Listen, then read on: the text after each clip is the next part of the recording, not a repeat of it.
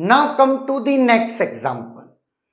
अगर मैं इस प्रेसिडेंस ग्राफ की बात करूं तो इस ग्राफ के करस्पॉन्डिंग हमने पार बिगिन पार एंड का कोड लिखा था और लिखना पॉसिबल भी था, लेकिन जैसे ही S3 ओनली S6 से कनेक्ट हो जाता है तो पार बिगिन पार एंड से कोड लिखना इम्पॉसिबल था। तो one of the complex solution लेके आ गए सेमाफोर के थ्रू। तो पहले अपन वो ग्राफ के करस्पॉन्डिंग फॉर्क एंड जॉइन का कोड लिखते हैं जिसमें पार बिगिन पार एंड से पॉसिबल था, और उसको रिप्लेस करते हैं, और फिर जिसमें पार बिगिन पार एंड से नहीं पॉसिबल है सिंपल वे में, उसको फॉर्क एंड जॉइन से लिखते हैं। क्लियर है? तो इसको देखते हैं ना। इंपॉर्टेंट क्या, कितनी जगह पर ज्वाइनिंग हो रही है? ओनली एक जगह पर, that is count is equal to 3। Clear? No. S1 fork, कितनी जगह स्प्लिटिंग हो रही है? एक तो आपका L लेबल और 2 में हो रही है एक S3। ठीक है।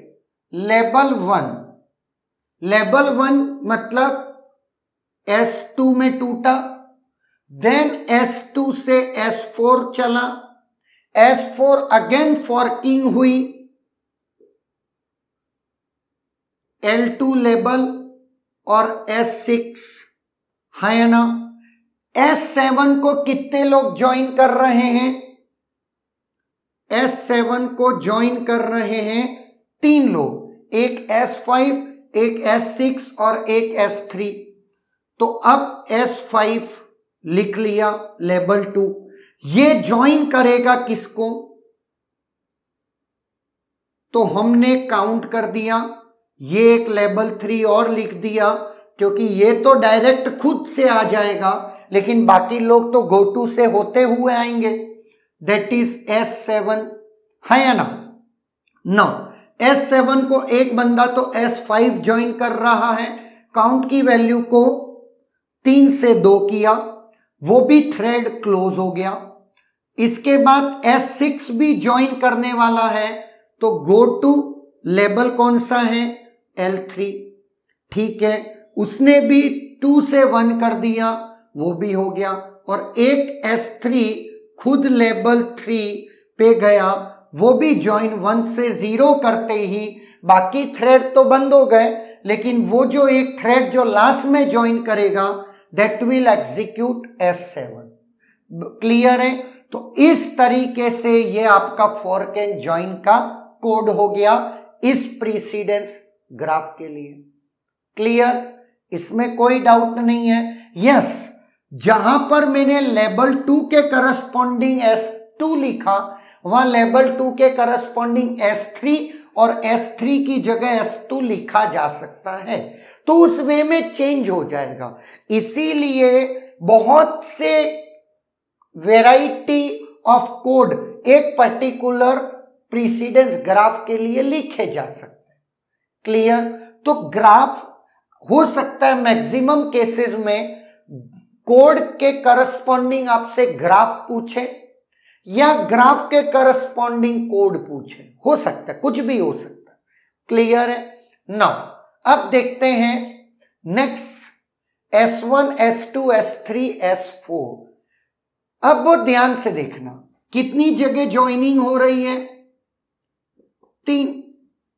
एक जगह ज्वाइनिंग हो रही है तो सिर्फ एक वेरिएबल 3 के साथ, क्योंकि 3 लोग ज्वाइन कर रहे हैं।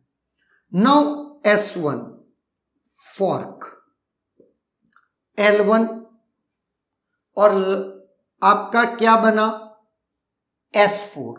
इसका टारगेट क्या है वो बता देता हूं मैं। एक S4, एक ब्रांच ये बनाई, इस ब्रांच के भी ये 2 ब्रांच बनाई, तो आप ये कह सकते हैं ये तीनों लोग पैरेलल हो गए, है या ना, क्योंकि ये ब्रांच अल्टीमेटली यही तो जुड़ा हुआ है, तो मैं ये लिख सकता हूं। क्लियर है? तो मेरा टारगेट क्या है वो देखना, लेबल 1, और लेबल 1 में अगेन मैंने क्या लिख दिया है? फॉर्क 2, आप फॉर्क लेबल 2, और ये आपका क्या हो गया? S3 label 2 S2। Clear? Now तो फॉर्क से लेबल 1 और लेबल 1 से अगेन फॉर्किंग, तो आप ये कह सकते हैं कि एक तरीके से यहां टूटा और फिर इसने इन दोनों को तोड़ा, इस तरीके से हम ब्रेक कर रहे हैं। नाउ एक ज्वाइन कौन कर रहा है?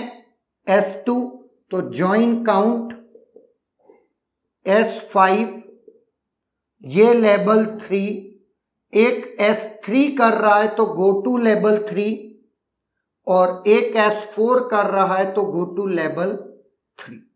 क्लियर है? तो इस तरीके से आप इसका भी कोड लिख सकते हैं। अगेन जैसे मैंने पहले बोला, S4 की बजाय S2, S2 की बजाय S3 और S3 की बजाय बाकी रिमेनिंग, वो लिख सकते हैं, क्योंकि वो हम पे डिपेंड करता है कि हम किस वे में कोड लिख रहे हैं। लेकिन यस, इस कोड से ऑन एन एवरेज आपको यही क्या मिलेगा?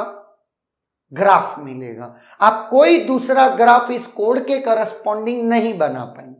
आगे पीछे S2, S3, S4 लिख सकते हैं, लेकिन फर्क नहीं पड़ता क्योंकि all are parallel execution. Clear? तो इस तरीके से हम प्रीसीडेंस ग्राफ के करस्पॉन्डिंग फॉर्क एंड जॉइन का कोड लिख सकते हैं। Is there any doubt?